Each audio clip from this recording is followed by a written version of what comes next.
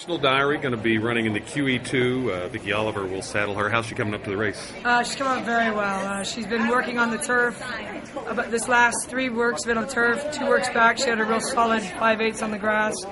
Last week it was a little bit softer than I liked, so I didn't go quite as quick as I wanted to, but it was a nice, good air work, and she looks like she's coming to form very well. Is there a particular type of condition of the turf that she prefers? I believe she probably likes it very hard because of Del Mar. That turf course was very, very firm, so I'm going to say she likes it firm, but we'll find out because I think we're supposed to get a lot of rain over the weekend. So, when did she first kind of give you the inclination that she had the ability to do what she did out of Del Mar? She always has shown me a lot. She's had very unfortunate trips early before the Del Mar Oaks. She had that unfortunate trip on the Poly. She had an unfortunate trip in the stake at Churchill. She just missed to get up there. But, I think she's doing very well. What did it mean for you personally? First grade 1, right? The Del Mar Oaks? Yeah, it was great. It was great. I wish my parents had been there, but Ian was there, so it was a lot of fun. Talk to me about how the race ideally sets up for her. I mean, she'll sit anywhere. She does not need to have a fast pace. If there's no speed, she'll sit close. If there's a lot of speed, she'll sit out the back. I don't think it really matters pace scenario for her. So grade 1 was special. What would a grade 1 at Keeneland mean? Even more special.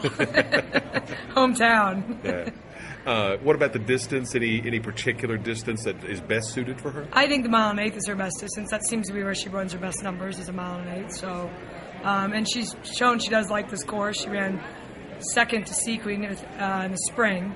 So, and I think she likes the course. It's whether we get a lot of rain. I'm not sure how she'll handle it. Very, very soft. Tell me how you got into the business. It kind of came by the family connections, right? Yeah, well, my father's always had horses, and I used to do show horses.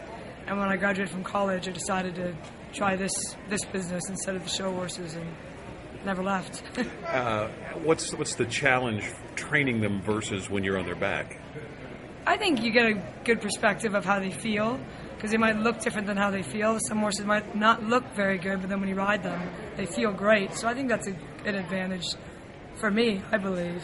And, if a rider tells me that one doesn't feel very well, I'll be able to get on it and see what I think. So you're able to do that and kind of get some more intimate knowledge of it that way? Yeah. So, what was the appeal of going this particular vocational route, and has it been everything you hoped it would be? Yeah, I think the excitement of it, the ups are really high and the downs can be very down, but the highs always outweigh the downs here. So I think that's kind of what keeps you, and it's such an interesting business. You always get new horses coming in each year, new 2-year-olds, which always keeps you excited for the future.